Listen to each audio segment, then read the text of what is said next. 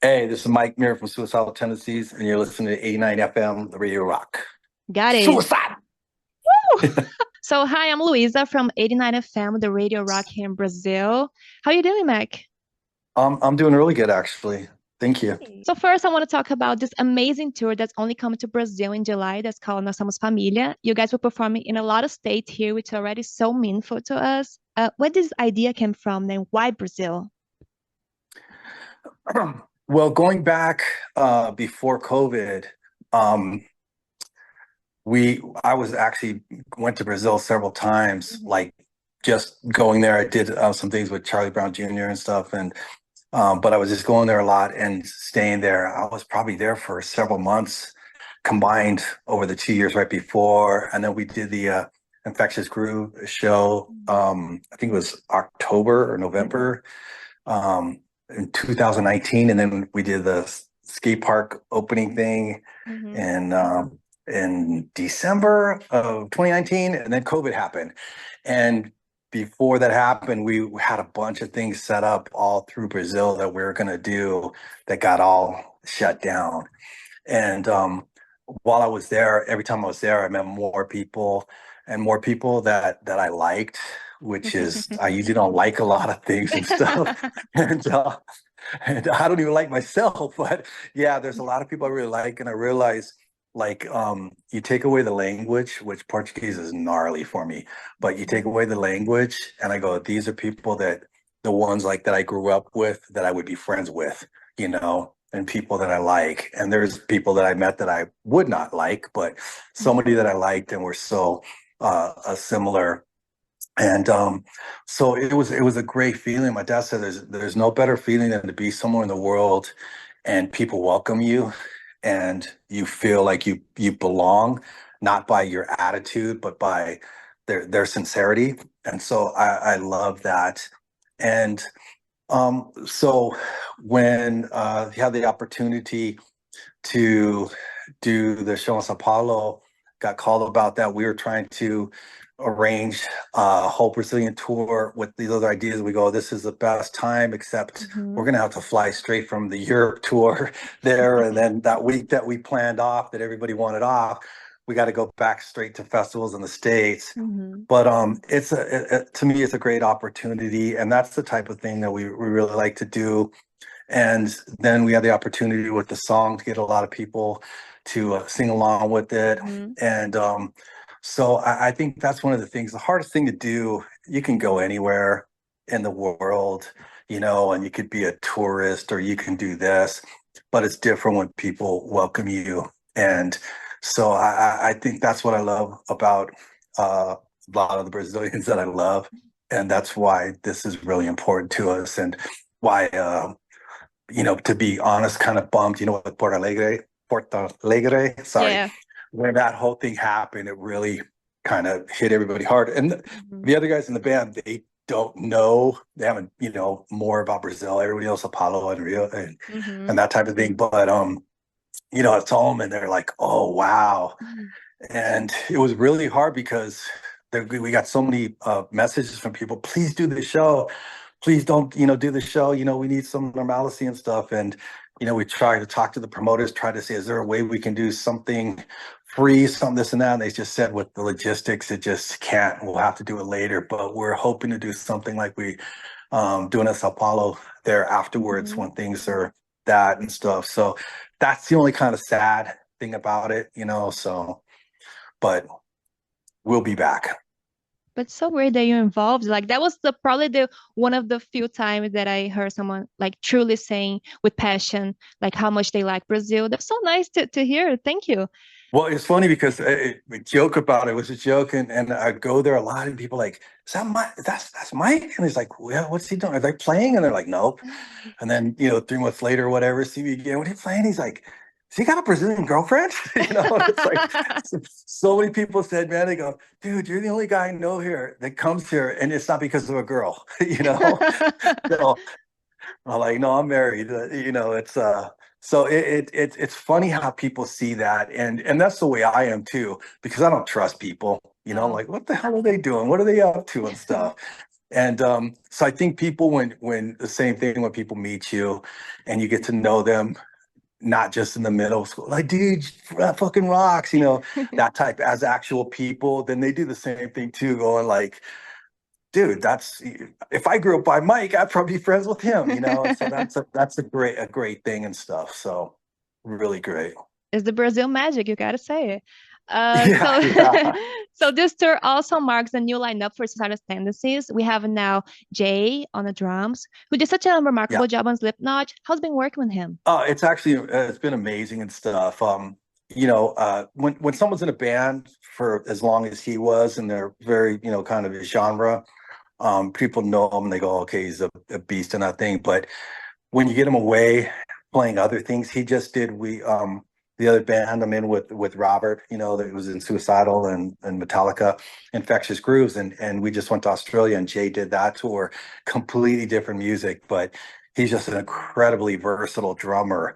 And I always knew he was a great drummer, but I was like, whatever he plays, he just has a way of doing it in a different style, not just his style. It's like, whoa, that's actually really cool.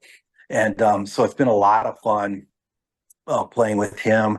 And then on the other side, obviously with Ty, Robert's son, he's still 19. He's going to be 20. I think he's going to turn 20 in Brazil. Actually, Oh that's my dangerous. God. But Yeah. yeah. So But he's here, going to play like, us. if he's at 18, then he's good. So he can do whatever Yeah, he yeah, wants yeah, to. yeah.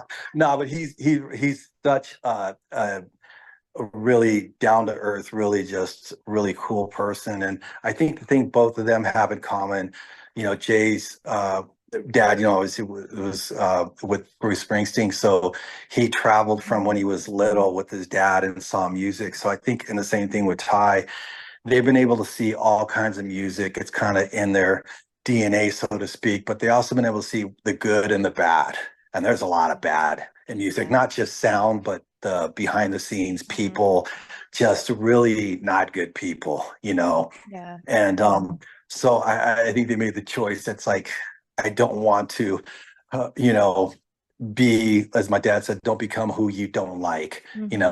and they've been able to keep their feet on the ground and be able to do what they love about music and avoid the stuff that they don't like about music and stuff, which I think is really important because a lot of times people, especially when they're young and they start doing music, they get influenced by things that Hmm. have nothing to do with music that does not take them to a good place.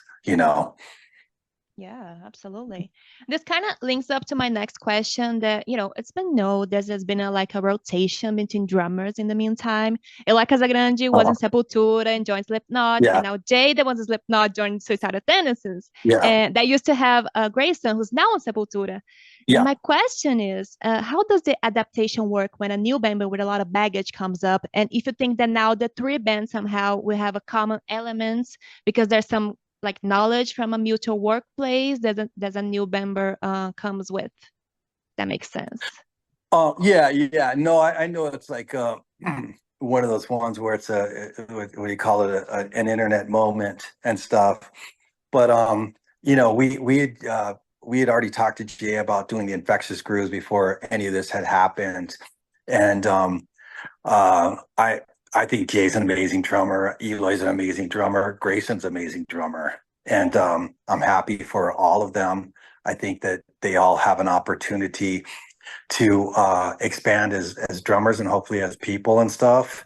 And I think it was the right call for everybody on that side. And it just coincidence that it just happens to be a little bit of a circle and stuff. But I think everybody. I know Jay is one of those ones that's like he spent 10 years in Slipknot, gave it everything he had, and loves all the stuff that he did, and he's excited about going forward. And for Grayson, he was only playing with us for a little bit, and I enjoyed watching him develop from a person that probably wasn't very comfortable playing live to really progressing and stuff and becoming the best drummer and trying to be better every day. And I love and respect that. And he just had his 22nd birthday on the 13th.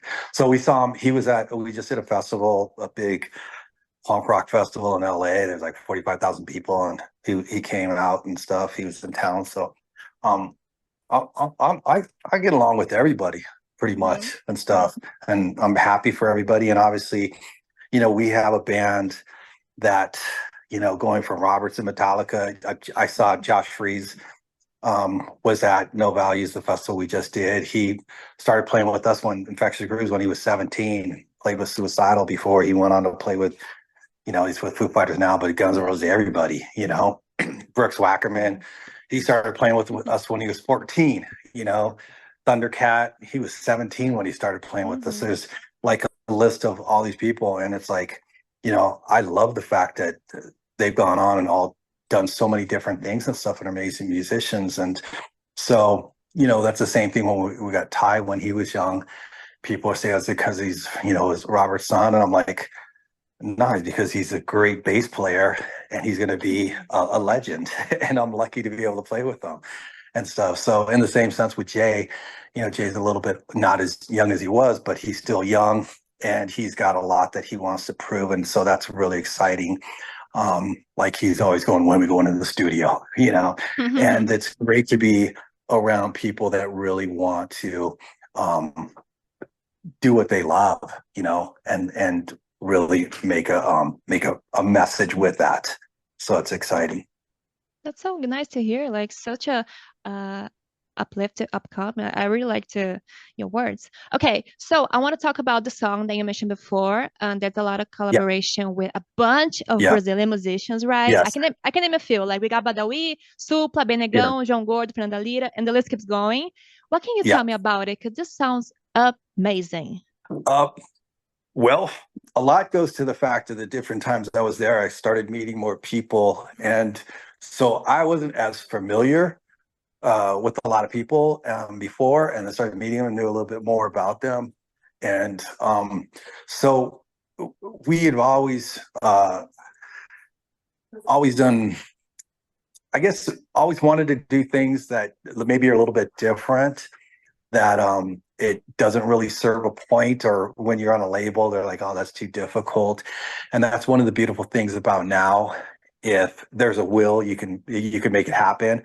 And so I was talking to a few of my friends there and said, like, I can't do Portuguese. There's a couple songs we're doing it in Spanish. I go, I just can't get it at all, man.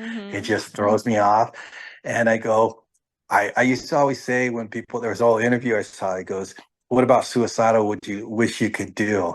And I said, I wish I could be in the audience and watch the show. Yeah. And so I was like, well, it kind of like got me thinking, and I go, it'd be really cool to do some songs with other people singing on it, and get that interpretation and that passion. And I think that was the perfect song. It was a great opportunity to record with Jay real quick, do a song that like kind of talks about what Suicidal's about, more than just trying to do music that people, go, oh my God, I love it. Oh, and has and not that there's anything wrong with that, but, has a little bit more of a what we're about. And like I said, seeing a lot of similarities with a lot of people there.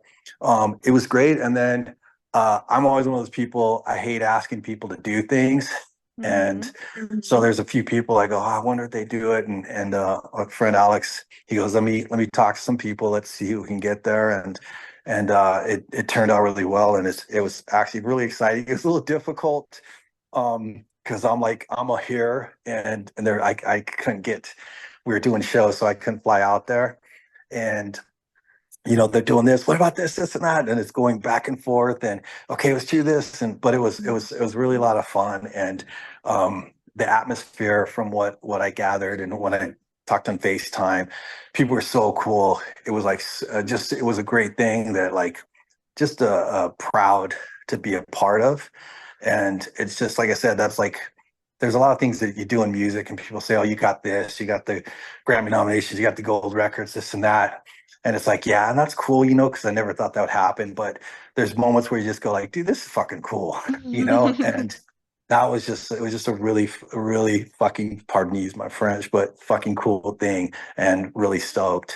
And so there's a lot of time that goes into it, like I said, going back from a couple years, but it's really cool to be able to do that, and that people wanted to. And I think it comes across in the song, and I'm really happy about that. Absolutely, and that's totally iconic. Like there's legends and icons in the song. Like I mean, for a moment in Brazil, it's gonna be like huge. I'm pretty sure. Do you have a release date yet or not? we were just yesterday is Father's Day here, and they're sending Yeah. me like, okay, here, try this with this mix. Oh, they just, my coach just sent the guitar, check this out and stuff. So it's been like up to the moment. So hopefully we're trying to as soon as possible. And like I said, the other good thing is it's not like, the old days where you gotta like do all this crap to like set it up. It's like we just kind of like we're going to talk about it after I do the interviews, and just go like, dude, we just start sending it to some of our friends and just send it to them, and let them hear it and go, what the hell is this, and just do that. Kind of like the way we used to be before there was the internet. We'd back in the old days, you'd get a record or something you liked, and you go over to your friend's house, dude, you got to hear this, And so we're like, what's the best way to do that? I mean, we just started emailing it to some bunch of our friends, and then get in their email and go, what the hell is this? And little surprise. So we'll see. Is there any chance that we can expect some of them showing up in the concert here in Brazil? I really hope so. I know that I'm, like I said, I'm flying from Europe straight there to do something something else, and we're trying to see who's available, and some people have shows at the same time, so we're trying to see who can do it and who can't.